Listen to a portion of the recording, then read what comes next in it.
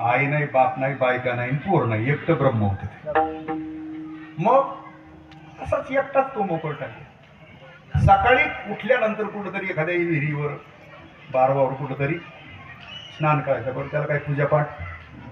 हा, पूर्वीचा काळ सगळी गावात माणसं राहायचे, ते लक्षात ठेवायचं.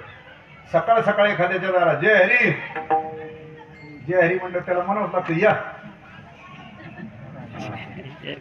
एक दोन जणाला जय हरी करणार, एक दोन कप चहा पिणार आणि इथे येऊन कट्ट्यावर बसणार. दिल्लीपर्यंत सगळ्या गप्पा हाणणार. 6 फुटले.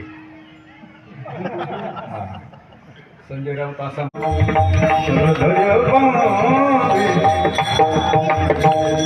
आमच्या जनाबाईने साठवलं. बदलत नसतं. अंधश्रद्धेच्या मागे जायचं नाही. विश्वास ठेवायचा तर ज्ञानेश्वरीवर ठेवा, गाथ्यावर ठेवा, भागवतावर ठेवा. वाचायचं असलं तर ज्ञानेश्वरी गाथा भागवत वाचा. तुमचा उद्धार होईल, तुमचं कर्म संपल. भगवंताची अत्यंत कृपा झाली तर भगवान परमात्मा तुम्हाला कर्मभोगात मदत करील. कोणाच्याही नादी लागून होत नसतं. मला सांगायचा मुद्दा इतकाच आहे. भक्त समागमे सर्व भावाने भगवान परमात्मा खऱ्या महात्म्याच्या भगवत भक्ताच्या समागमात राहतो. एक परिशेष न्यायाने राहिलेला दुसरा मुद्दा. मग त्यांची सर्व कामं न सांगताना कोणाची कशी करतो तर तुकोबरायचा एक 18 चरणाचा अभंग आहे. किती चरणाचा? 18 चरणाचा अभंग आहे.